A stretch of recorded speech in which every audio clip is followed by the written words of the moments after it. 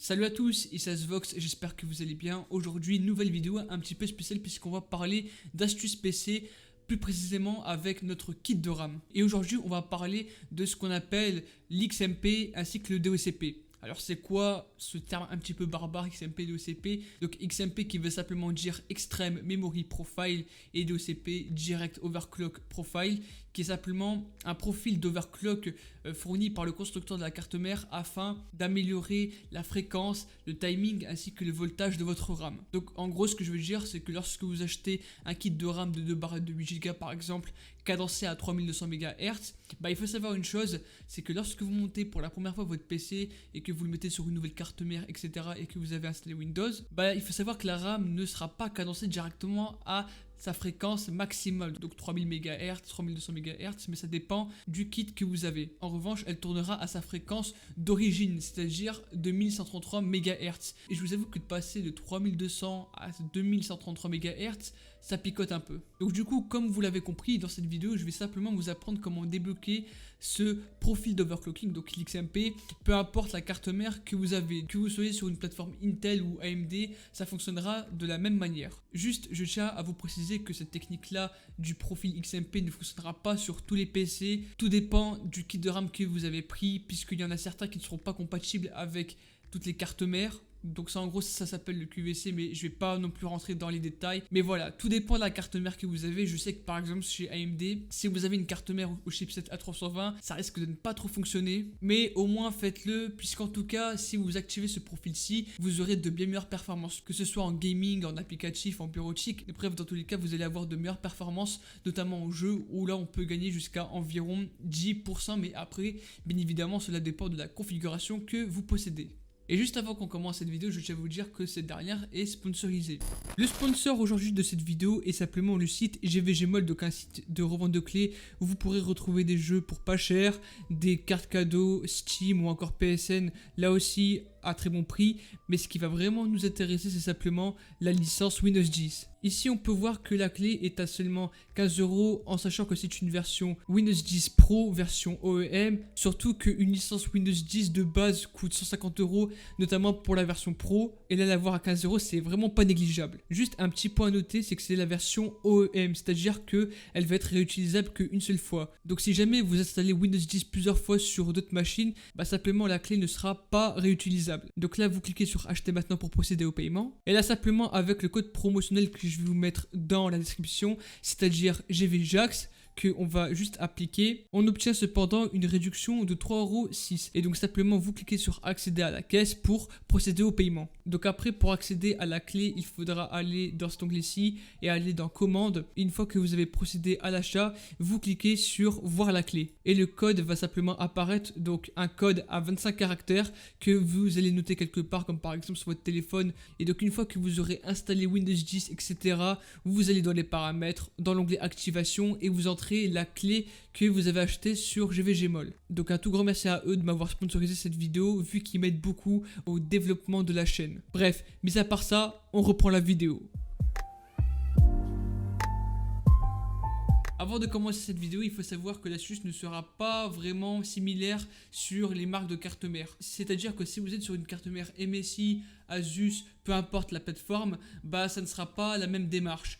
Donc moi pour ma part, je vais faire le test sur ma carte mère MSI, donc la X370 Gaming Pro Carbone. Donc pour ceux qui ont une carte mère MSI de chez Intel ou AMD, il n'y aura pas vraiment de soucis. Mais après pour ceux qui ont une carte mère Asus, Gigabyte ainsi qu'ASRock, je vais tout de même vous détailler les manipulations à faire. Mais dans mon cas, je vais simplement vous montrer pour une carte mère MSI, puisque oui, il faudra accéder au BIOS. Et justement, comment accéder au BIOS? C'est vraiment simple. Lorsque vous démarrez votre PC, vous appuyez sur la touche Supr, ou alors si vous n'êtes vraiment pas sûr, vous appuyez plusieurs fois, genre vous spammez à fond. Mais après, ça peut dépendre des marques de carte mère. Je sais que par exemple chez Asus, c'est la touche F2, mais dans tous les cas, lorsque vous démarrez votre PC, ça va être écrit juste en bas à droite ou à gauche de votre écran, et ça vous dira juste quelle touche faut-il appuyer pour accéder au BIOS. Mais je sais que en général, sur les dernières configurations, c'est la touche Supr.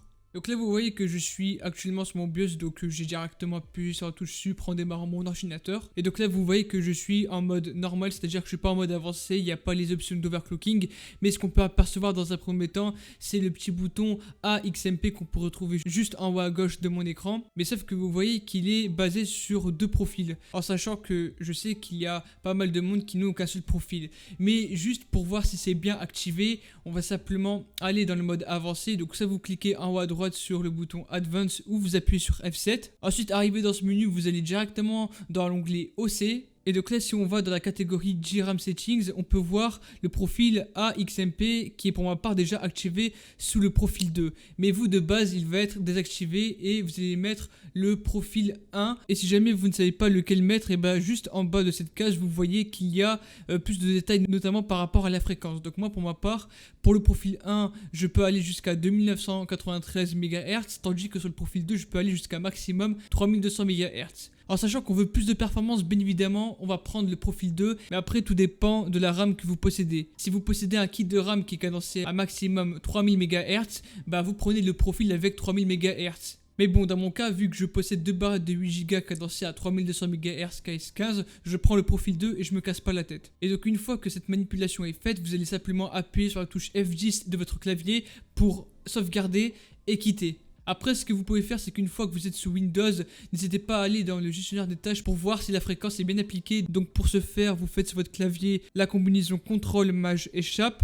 Vous allez directement dans l'onglet Performance en haut à droite. Vous allez dans la catégorie mémoire et vous pouvez constater que pour ma part, je suis bel et bien à 3200 MHz.